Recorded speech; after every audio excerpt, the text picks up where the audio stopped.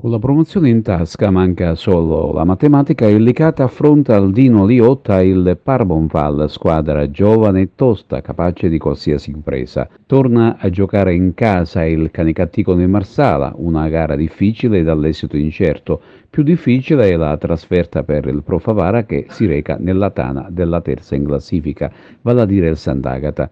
Ed ora parliamo di promozione, giornata campale, quella che si gioca in questo turno del campionato di promozione Girone A.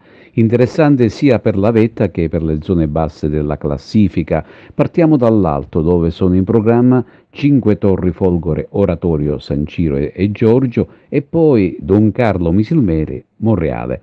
Il responso di queste due gare potrebbe influire sull'esito finale del campionato. Costretto a vincere il Don Bosco, il Don Carlo Misilmere.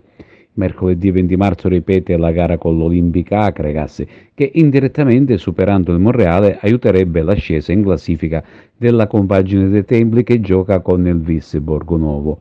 Ma si guarda con interesse al match tra Cinque Torri Folgore e Oratorio San Ciro e Giorgio, con i padroni di casa ancora in corsa per la zona playoff.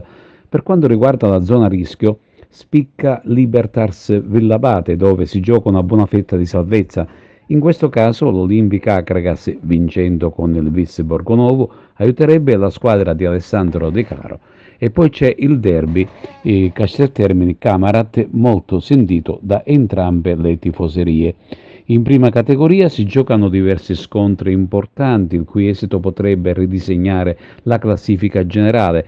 Per quanto riguarda le Agrigentine, l'Empedoclina ospita il Collura, il Forte Master Pro di San Cataldo, l'Angelo Cuffaro ospita il Caltanissetta, mentre il Gemini se la vedrà tra le mura amiche con il capolista Armerina. Infine il Ravanusa gioca a Caltanissetta contro la Nissa e l'Atletico Aragona a Villarosa.